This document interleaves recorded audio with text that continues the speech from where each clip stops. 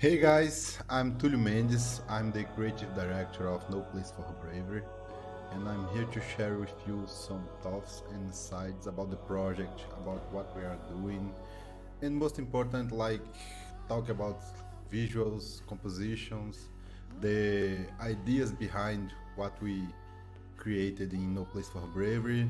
So let's go. Create new game, like an empty slot because these other ones are like my quests that are running. I love to play story mode. I think it's more for me. The way we have balanced the difficulty of the game, like we have no place for bravery, the normal mode. Like it's kind of hard, but not too much. Here, if you die, you don't lose your money, and this is well balanced enough to play like without pairing, but pairing is way easier game. Like you are not prepared like the WoW reference. You you need to parry like it's way harder without parrying. In story mode, I don't like to think in the story mode like an easy mode. Like for me, when I, Philippe and Luan, when we are balancing it, we try to make it more hack and slash than easy. Like you don't have to concern about stance, about stamina. You have a lot of life, and you can go just through slicing enemies. But if you go like without caring too much, you're gonna die because there are parts that there is a lot of enemies, so you need to take a little bit of attention. This is the story mode, and for sure, it's here because bravery exists because of the story we are playing. So we want everyone to experience it and have like a good time in No Place for Bravery. I will hit the bravery standard difficulty, and here is our accessibility screen. Everything's okay. Here's a cool thing, like you can change individual status of the character, but I will leave them like the way it is. Now hit play. Sing or muse the full of thorns, son of the Ur, who lived by the blade. I will talk about this text later because it's fast too fast. The guardians are no more. For those who protected the word of the will from divine wrath for generations, they were no strong enough to resist that which corrupts everything. Pride. Now, those who carry the seal are few and far between. The Colossus still slumbers in the west, waiting for the last guardian to pass on, so it may resume its holy mission. As the world withers, a hard word, a bit more every day, life marches on. Like this yellow text here, of course, is a reference for Star Wars. I always call it his like he the Star Wars text because we created like a huge world with a beginning and everything, so we want to place the player like in a specific situation of this world. So this text exists because of this. The muse invocation that is the text that we show before this one, it's kind of like to place Thorn in a narrative space, like to show what kind of hero he is, like not the heroes of the hero journey, but more like an epic hero. I will not go further on this situation because it contains some spoilers, so I'll leave it like to talk about it later, like after some months and things like that. So let's go.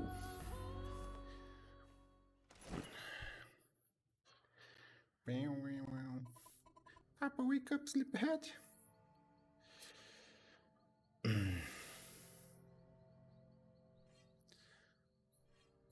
Thorn wakes up. What is it?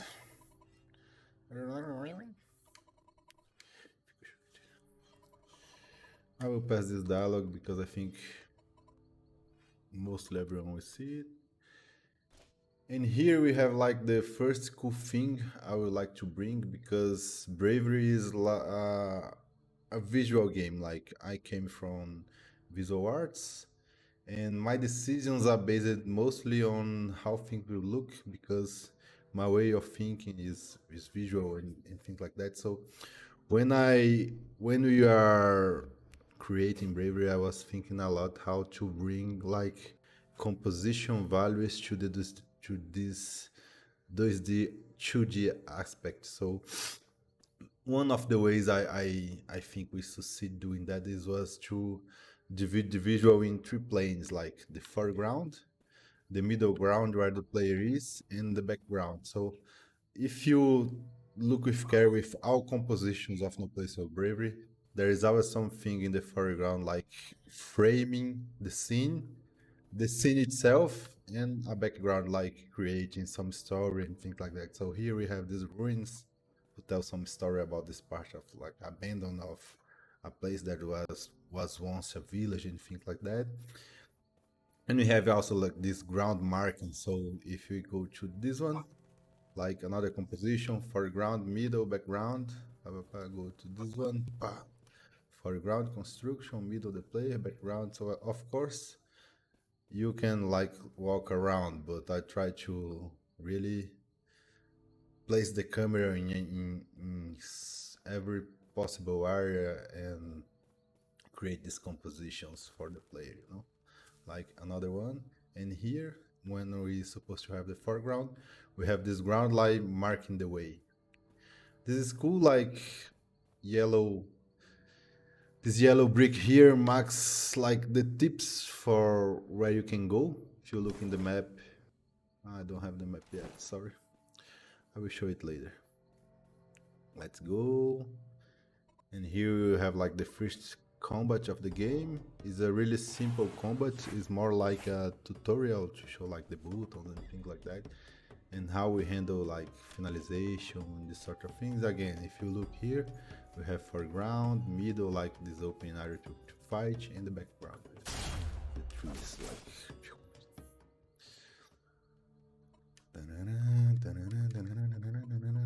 She's afraid.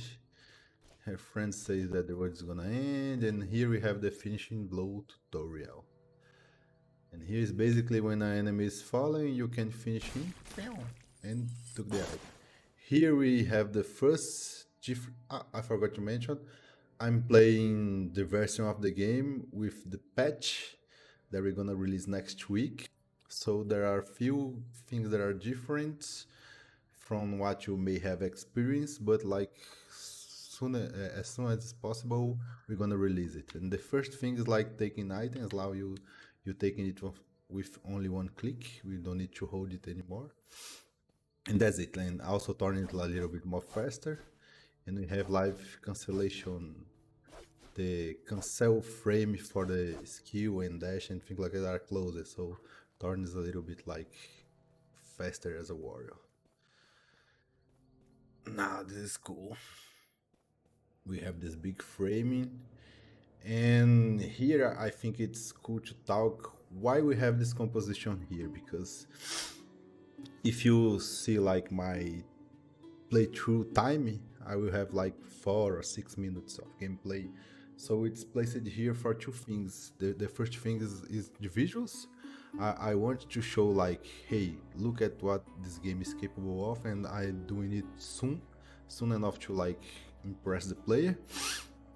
And also the next scene, like we have like something mystical happening and things like that, and I want to hook the player also in the narrative. So I want to create that sense of mystery, like DJ Abrams always talk about, like the mystery box. So we are putting like these tips of there is something going on, and using visuals and everything like very early in the game, like to try to hook the player and like engage him in the search and things like that.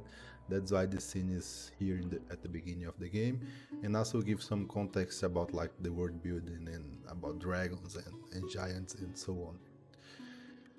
So I'm gonna put it down. João did a really great job in this scene. We have the Harry. The Harry here, like they play a part, because if you look in every mythology or every fantasy book or world, we always have that that that beings that they are like the horsemen, like omen of the end of the world. Like we have the Chandrian in the name of the wine, we have the wild hunting, the Witcher, and here we have like the Hell Wheel. Like it's kind of similar stuff, fantasy stuff. I will save the game. The next composition is really cool. Like I have a tutorial of how to equip your items, so we can just open the menu, press X or square, select the space and place the quick item, and now just hold R2 and I can use like, or just press it, I can use the quick item. Pray, I'm into like this first battle. Here is like when we wanted to show what we're capable of in terms of combat and also composition, you know, like when we zoom out. Normally when we zoom out or zoom in Bravery, we are fitting a specific composition, and this is the case here, like foreground, middle ground, and the combat.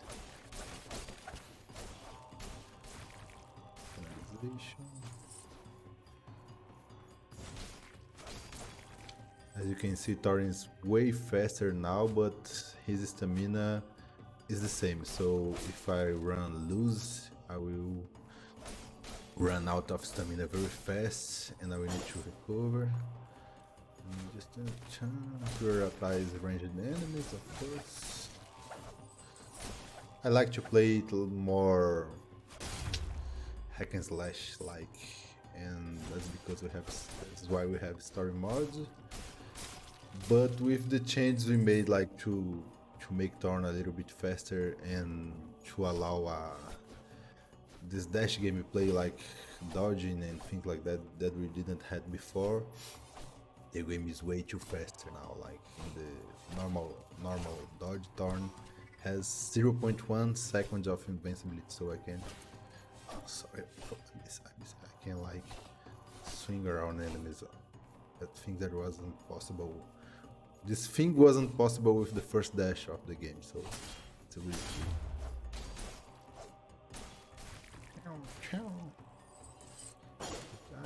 Item, just clicking. Let's go. A cool thing about the prologue of the game is that when we were writing the script for the first 2 years, I think 2017, 2018, and in 2019 when we presented the game for Isbridge at Big in Brazil, we didn't have the prologue of the game. Like the game started like the script already on the tavern, like saying that Thorn wakes up from a nightmare.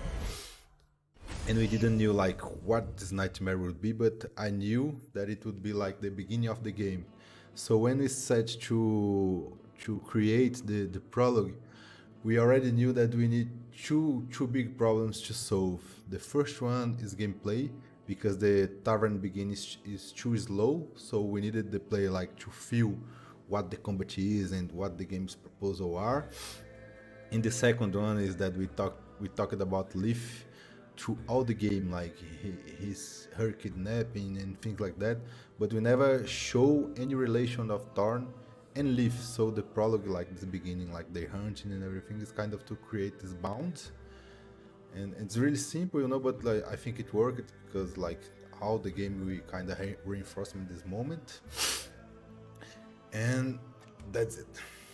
Let's go. Fight. Another like composition. This was actually a cool scenario because I did it when we are doing like everything by hand, so nothing here was optimized to a game. You know, it was actually a giant illustration that when we presented to the publisher the first time. And in the years after that, like Unity has upgraded its 2D light and a lot of tools have emerged, and they allowed me to create like almost the same visuals that I did, like one big illustration, but doing it like in a practical way that can be reused and it's practical for games. Like it's way better.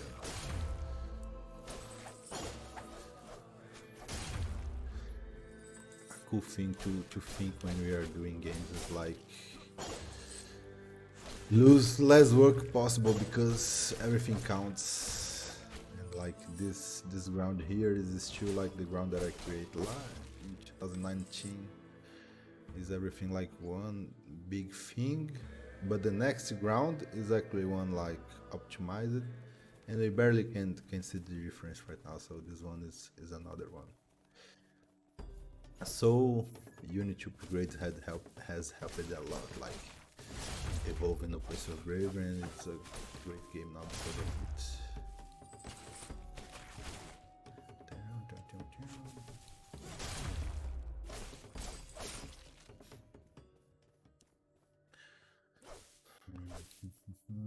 We also use this prologue as a way to conduce the narrative, like showing the game, all the premises of the game right in the beginning. We will see like when we are closer to the end of the prologue, without telling the player, like to create this sensation in the end of the game that, oh, the guys were already talking about it the whole time and I didn't realize now. But with a lot of players like having access to the game, I'm now realizing that like we maybe talked too much about stuff and people are jumping to the right conclusion before the end of the game. But you know, like it's learning, it's our first big project, and I think it's common. Like as the time will pass, everyone will evolve like in the way of making games and crafting stories, and the next one will be better.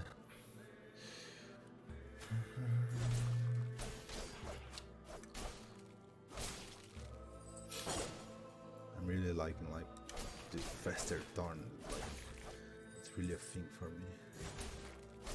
When we are creating like the combats, one of the ways that I use to try to conduct the guys to the right direction, it was like placing souls like in an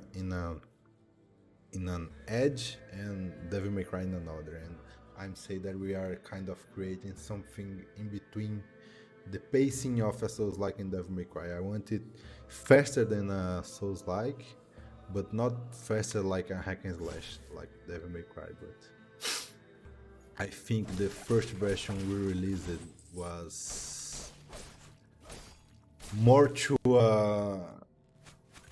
Souls-like because Torn was really slow, and that was on purpose. I will explain it in a bit. And now I think the game is more to Devil May Cry because we will make him a little bit faster and agile for the first match. But again, I like more Devil May Cry, so for me it's better.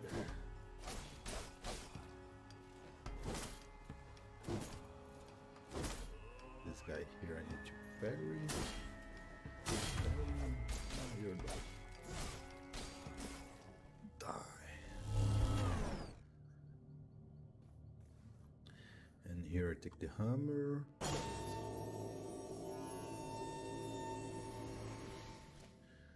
Like again, this whole prologue sequencing is about like crafting great visuals and to be convincing. Like that's it. Now I can break the rocks and open the way. Another cool thing like that is different from the version that is on Steam right now is that the hammer is also enhanced. Now the first two strikes are faster and the last one are slower because the hammer was too slow. Fast, slow, and now you can also cancel the, the final of the two strikes animations with a dash, like the sword. Fast, and we have the idea in the first implementation of the combat of Bravery was like Thorn is like this older soldier. He's stops fighting like 10 years ago, so he is slow and like the idea was to make like things hard for him because he is not like he's not young enough and like a good warrior as he was in the past. But nobody, I think it, no one was buying this. They were everyone was only reading like the combat is low and clunky and things like that. So the way we worked it around is that we make Thorn a little bit faster and responsive, but we didn't change his stamina. So kind of to keep the concept, like he is now a great warrior, yet a great warrior, but he runs out of gas faster because he's faster, but actually his stamina is the same amount. But if you want, like, you know, the options, and you think his stamina is not good enough, you can change it here. But I will keep because I'm testing like the normal difficulty of the game. Basically to know if the difficulty of the game is well balanced or not. The game needs to be easy for us, like I have a 1,000 hours in this game, so everything is easy for me. Like I just need to see if I'm gonna die sometime, like that. Then release to the public. Because you are testing it right now for us.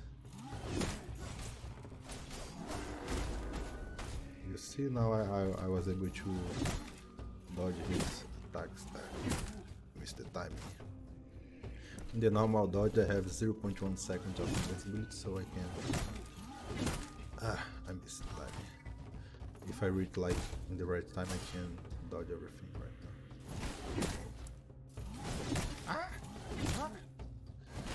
Another thing that we changed, like I will not be able to show his enemy, but we have a freeze frame when Thorn got hit, and in some areas we have like a lot of projectiles and things like that hitting Thorn. The effect doesn't overlay each other, but we had like a lot of projectiles and things like that, so one effect was kind of chaining to each other, so we put like an delay on this effect now. Like if you take a hit, Thorn will wait, the game will wait like 1 second to allow the feedback to freeze the game again. So it's a lot fluid right now. Thorn is not like stopping when he take 2 or 3 hits now in sequence, but we kept the damage, so we are still testing it to see if it's a cool thing or we're gonna remove the damage as well. I will not fight like to that guys. One of the things of Bravery that I think it's working is that you don't fight Bravery. Like actually almost any battle is every battle.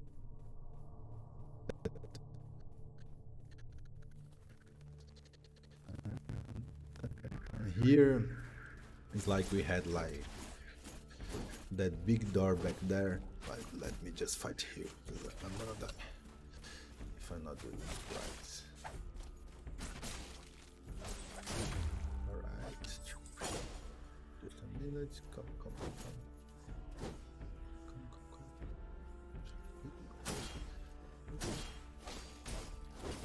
I miss.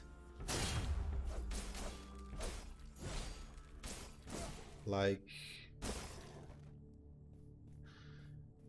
here we have this strange part because you know the prologue is a nightmare, and that big door that we enter back there, it was like before the door everything's okay. After the door, like we are entering in the craziest part of the nightmare, like it's the door to madness and things like that. That's because this part is like this stranger intern thing. And if you had the opportunity to, I'm gonna kill you. I never had this knife out for the knife has ended. Another one.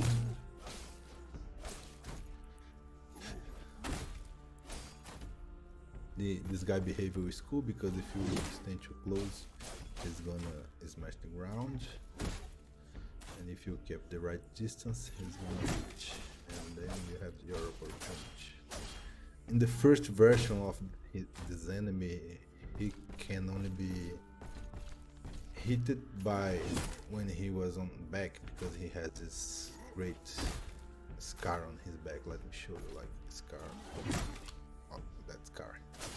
He was only supposed to be hit when he has his back to you, but didn't work, and he's vulnerable when he attacks. I'm really starting to think like this Texas tournament makes the game a lot easier. Maybe I was wrong. Okay. I'm paying like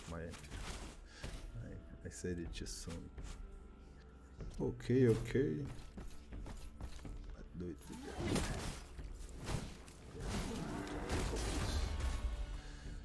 My mighty rubber. Alright. Here I'm showing to you like the mistakes of running loose with low stamina. Because as I said before, you can think that, like, because turning is faster now, you will be able to play it more loosely, but actually you need to be aware of what you're doing to keep the combats and to stay alive.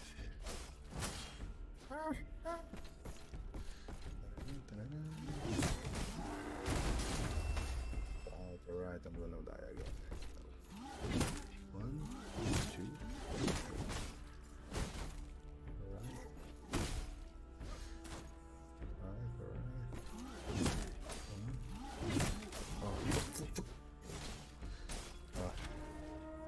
Almost. This is a good finalization. Some finalizations still need sound effect, but we will do it later.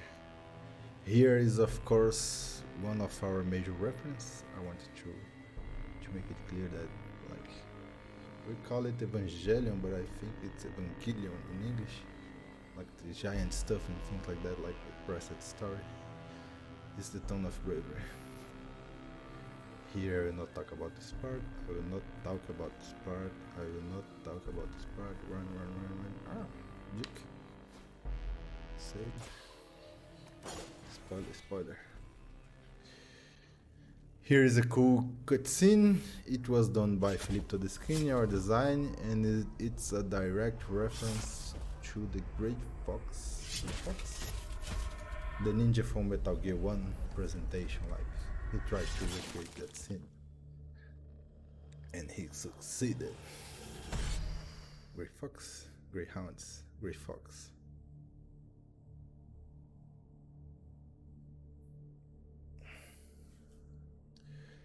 Now I'm gonna face, like, my dark part. My double.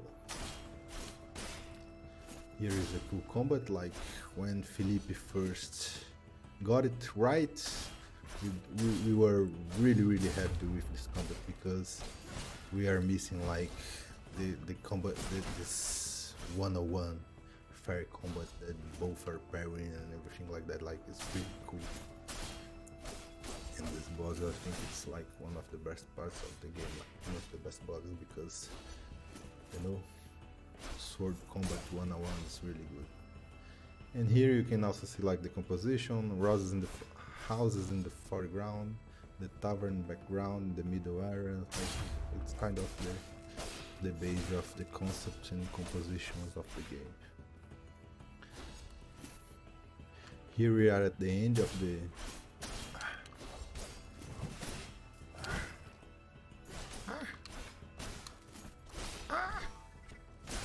just in time. Ooh, I'm gonna die.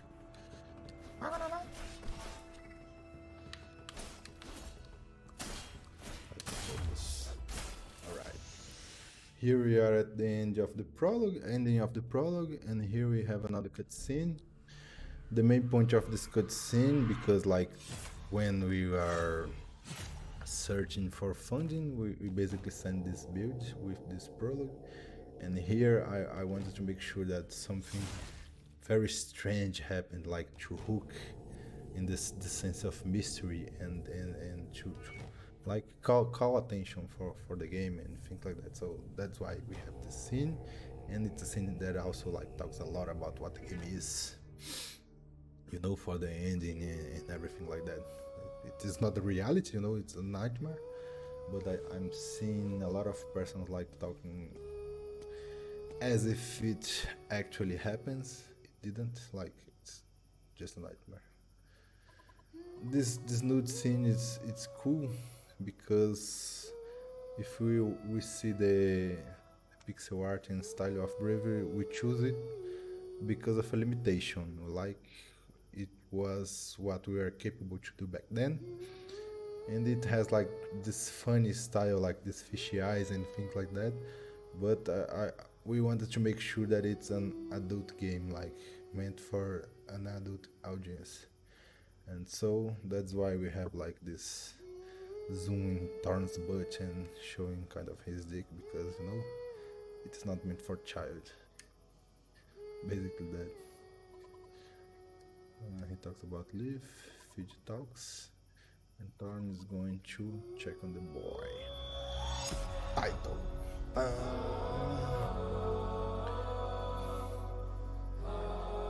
And now the game is going to begin. Like we're gonna see for a long time in our script. We have this the game beginning here, and is a slow beginning because we have a lot of talking and a lot of things going on, like word contextualization, character presentation, like things that is slow.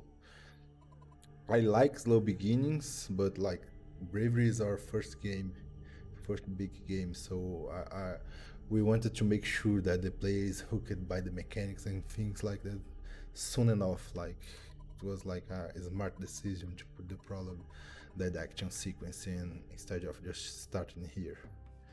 Thorn is going to open the tavern, and we have like a cool scene here to show the character, and what happens here is really interesting. I really wanted to talk about it for a long time. Now it can spoil something for the game, so if you don't want to be spoiled, like here's the spoiler alert. Thorn is opening the tavern, and this strange guy enters, saying he was like he was mugged. Mugged. I don't know how to say this word. He was mugged, like someone steals him, and the Thorn is very indifferent to him. This is on purpose. Like here, what we doing with the scene is showing how Thorn reacts to the violence of the world when it's not related to him, like how selfish he is.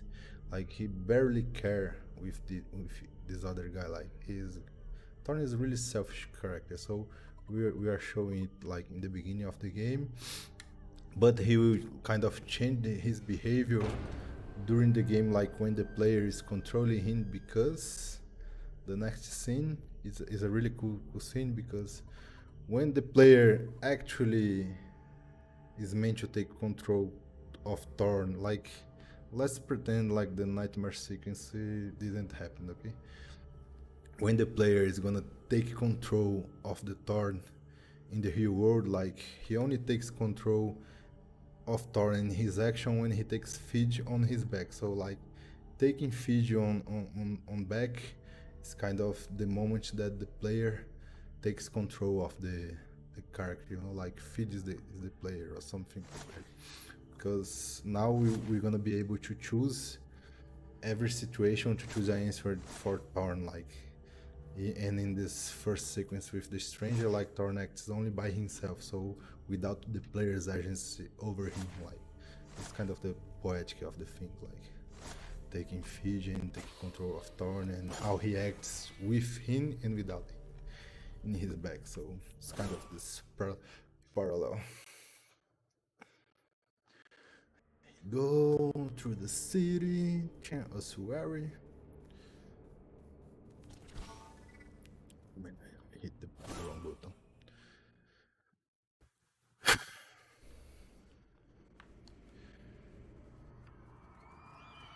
The city is kind of being invaded by hablings. They are like goblins of this world, and they normally don't go inside the cities or didn't appear closer to cities, so something really strange is going on in this world. And one of the reasons that Thorn is going to the distillery is because Duro didn't fill his stocks. Here we have like Guardinha, it's kind of guard in Portuguese, protecting the way, like guiding the player to not make him go to the direction we didn't want in the beginning. Like we want to kind of force some linearity in the beginning of the game, like to show things and everything like that. And here again, like every place I use it admin, like foreground, middle ground, but here we have like a big area.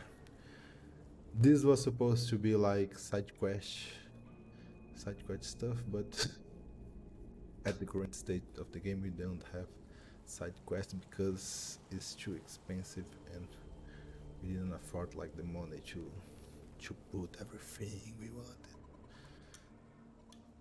Because no Bravery, the original script of Bravery, like I think had if I was supposed to put it into gameplay hour, it will be like more 2 or 3 hours of talking in cutscenes and everything like that.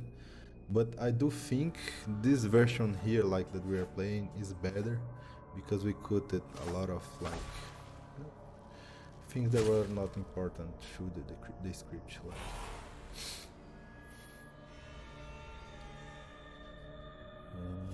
Now the camera will fit again, and we have like another composition with foreground, middle ground, background, showing the distillery. Yeah, I need to play.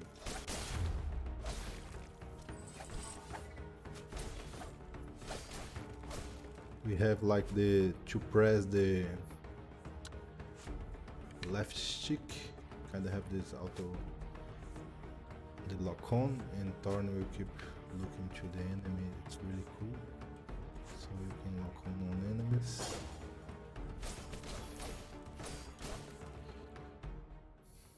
We claim the distillery, fidget translation duo. Now we're gonna have like the first.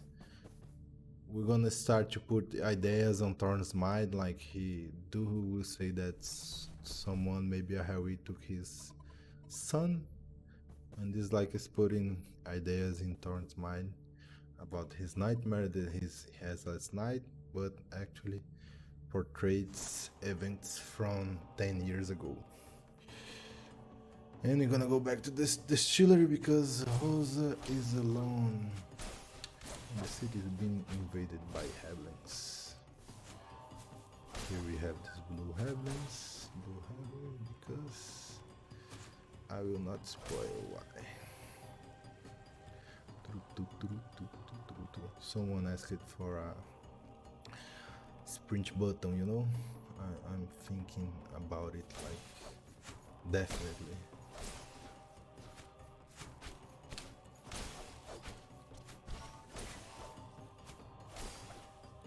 It's like Tower 4, I can grab the arrows. With my 1 second, 0.1 second invincibility.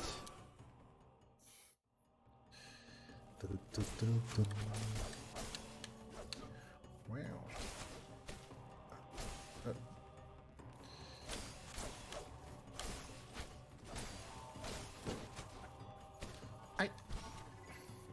What's wrong? What?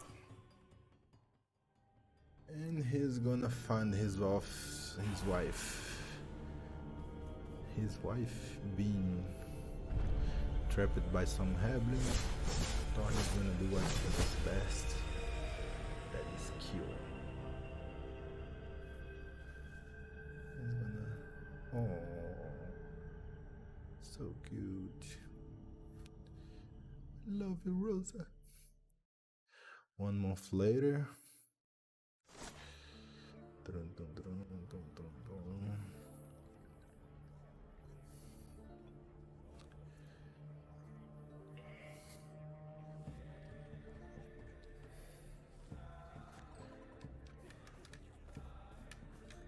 Like if we're gonna, I didn't use like the hero's journey in Bravery, but if we're gonna use it here, it's obviously the Kellen for adventure that is going to happen right now. Thorn is gonna leave his common word and searching for the holy grail. Then this next cutscene is also cool. It shows like all we did like is try to put ideas in the player's mind. So the guy that Thorn didn't help ends up dead, and so if I act like that, people will die. Like unfortunately, though, they need my help or something like that. It's just like for the player to imagine it. This is actually a bug. He's supposed to be here. It's already fixed for the next patch too. Because Thorn has a line of dialogue in front of him. Now we're gonna need to head to north. We have like Asimov here talking nonsense about the abyss. We have this guy here is like, if you look closer to him, like it's Gerard Depardieu, the French actor. I was creating this peasants when he died, like the Asterix, Obelix actor, you know? It's him.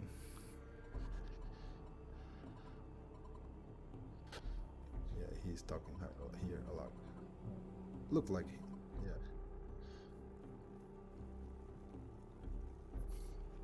Dun, dun, dun. Well,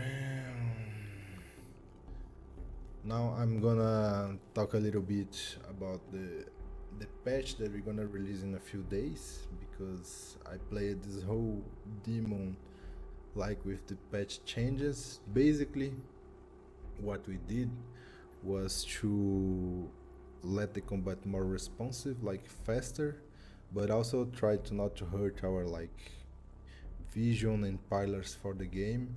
So now if you look closely, like I can conceal an attack fast, you know, like in dash, you attack in dash, and I have this, I can cancel attack with another attack, like with complete attack, second attack. But in the first version, we always wanted to make the player like feel that he need to commit when he's going to attack. Like we need to be sure of the attack you're gonna take, because it's a decision you take.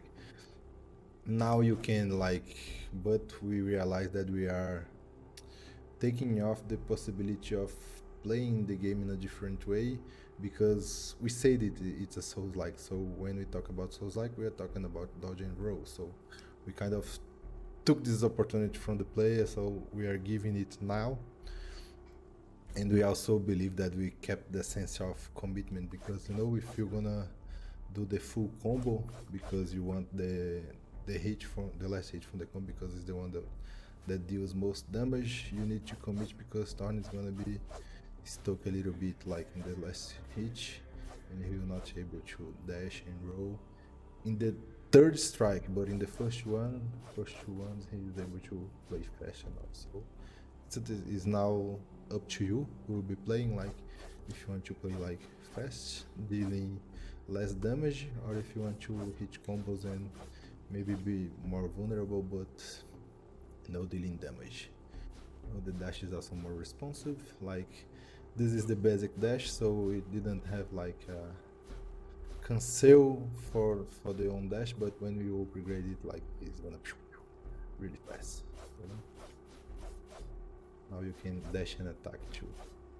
It has a small delay, but like it's way better than before.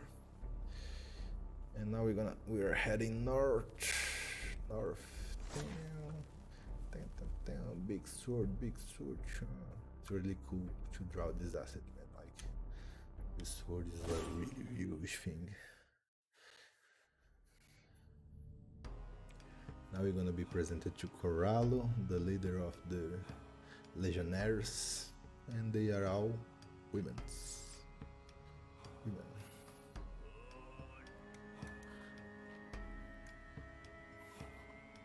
It's kind of cool to think like that we have the new order, like male, the Legion male, and they are fighting like one wanting to destroy the world and one wanting to keep the world as it is. So it allows a lot of interpretation of what's going on, like in Bravery's world, and like also overinterpreted it for our world. Here, this scene is really cool because we're gonna have to choose between four actions, but actually three of them actually have two choices here. We choose violence or we choose like just to spectate. And here, like, what we want to do is to show to the player how the game reacts to violence, like being violent without meaning, you know. So if you choose any of the violent choice, Darin, you're gonna like say something and complain and everything like that, and Find will like reinforce that you did the right thing. And if you choose to do nothing, like the game moves on, you know. But the feeling here is thinking about like power fantasy in games, because acting violently normally is a reinforced behavior, so it's good, like, because you are the good guy and you are doing the right thing. Maybe not in Bravery, but you know, because you don't need to get involved into this fight. So if you choose one of this way, like a character that is besides you, it's gonna comment, you know, like, oh, why you are doing this, because why are you being violent in this moment. Like, it's not a question for Thorn specifically, it's more a question for the player to think about it, because why are you gonna choose between Legion, New Order, or kill both if you don't even have like the information yet that you need, you know. Like, we're gonna construct this in like in act 3 of the game, so now is not the time to, you know, kill anyone. And I choose to kill it. I pressed the wrong choice, sorry. And I kill everyone. This is a cool thing. Oh yeah. When we placed the options, we kind of place it like the first one, the one that we wanted, mostly because like to put in the player's mind the tendency to choose, you know. And if the player just is smashing both like I was, we will choose it anyway.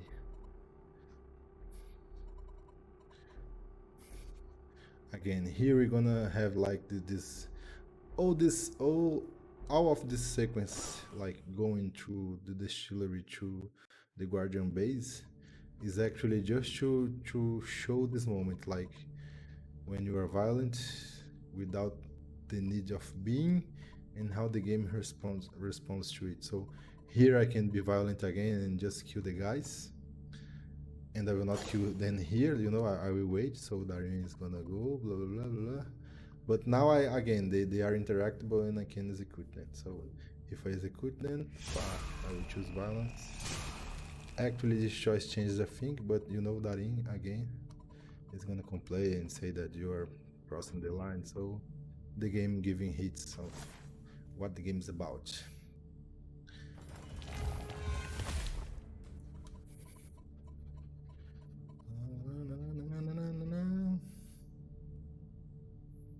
Darin opens the secret passage, and now we are in the Dwarven Guardian base. Damn, secret base of the order. And I'm gonna save here. And I think for now I will stop. I think I talked a lot about a lot of things and maybe some spoilers of the game. I hope you all have enjoyed it. I did enjoy talking about the game. I want to deeply talk about it more, like Act 3 of the game. There is a really great cutscene, and what happens in the Act 3 of the game really changes what the game is, and like it's kind of the no turning back point for the game, you know. So